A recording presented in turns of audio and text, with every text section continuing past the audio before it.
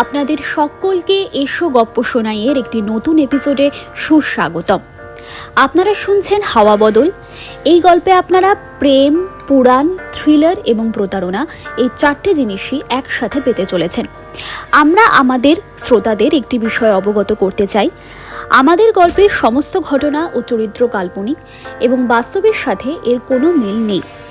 যদি আমাদের গল্পের কোনো অংশ বাস্তবের সামঞ্জস্য খুঁজে পায় তাহলে তা সম্পূর্ণ কাকতালীয়। আজ আমাদের এই পর্বের কণ্ঠাভিনয়ে রয়েছেন শ্রেয়সী শীল, সায়নী বিশ্বাস এবং তনির সরকার। শুরু করছি আমাদের হাওয়া বদল সিরিজের পর্ব 18, শিওরে সংক্রান্তি।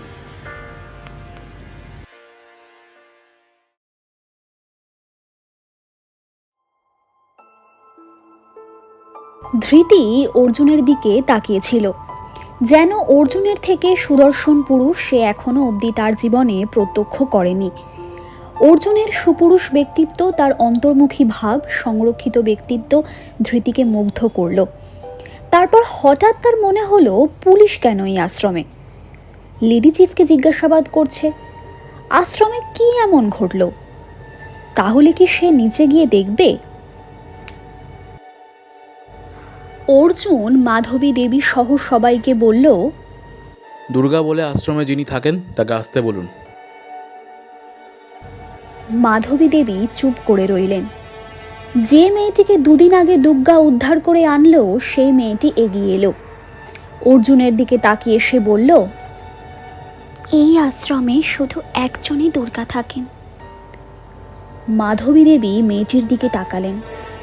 তবে কি মেয়েটি সবকিছু বলে দেবে? অর্জুন বলল, দেখুন, অত সময় আমাদের হাতে নেই।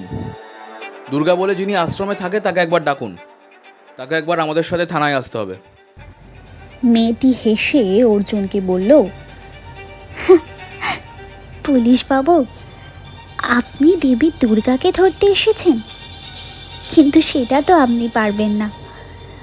মা দুর্গাকে কি ধরে রাখা যায়? মেয়েটির গলার স্বরে যেন লতা দেবীর আভাস পেল অর্জুন। সে বুঝতে পারল সবাই এখানে কিছু না কিছু লুকিয়ে যাচ্ছে।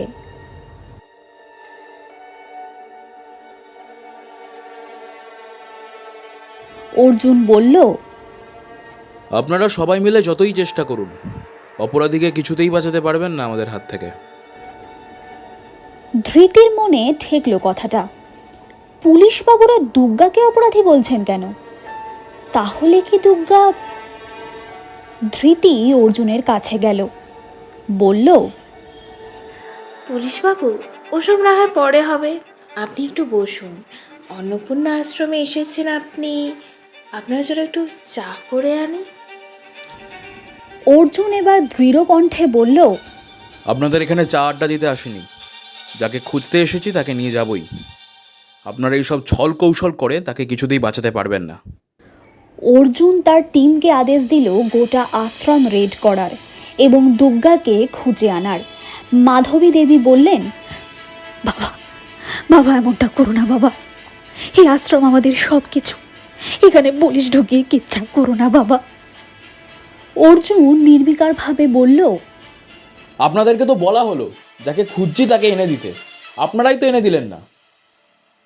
মাধবী দেবী ভাবলেন, তবে কি আজ দুর্গার কপালে থানায় যাওয়া লেখা আছে? হে মা দুর্গা, দুর্গাকে তুমি বাঁচাও। ধৃতি ভাবল, পুলিশ কি দুর্গাকে খুনের জন্য সন্দেহ করছেন? দুর্গাকে এই কাজ করবে? আদৌ কি সেটা সম্ভব? কনস্টেবলরা খুঁজে এসে অর্জুনকে জানালেন, গোটা আশ্রমেই কাউকে খুঁজে পাওয়া যায়নি। কোনো মানুষ ভেতরে নেই। মনে হয় যারা আশ্রমের বসবাসকারী তারা সবাই এখানেই উপস্থিত আছেন।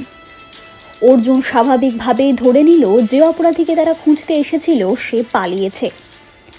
অর্জুন তীক্ষ্ণ নজরে আশ্রমের সবার দিকে একবার তাকালো, তারপর সদর্পে বলল, খুনি ধরা পড়বেই।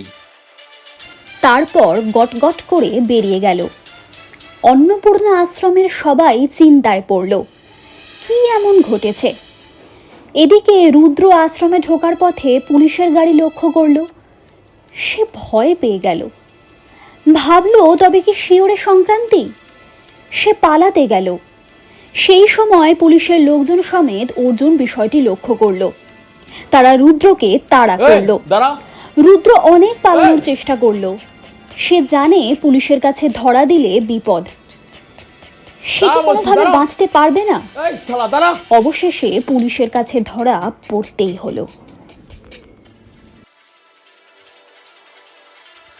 আপনাদের পর্বটি ভালো লেগে থাকলে ভিডিওটিকে লাইক করুন, কমেন্ট করে অবশ্যই জানান কেমন লাগছে, আপনার মতামতটা দিন এবং আপনার গল্পপ্রিয় বন্ধু বান্ধবদের সাথে শেয়ার করুন এবং সাবস্ক্রাইব করে পাশে থাকুন, কারণ আপনাদের একটি সাবস্ক্রিপশন আমাদেরকে প্রচুর মোটিভেট করে নতুন নতুন কন্টেন্ট আনার জন্য।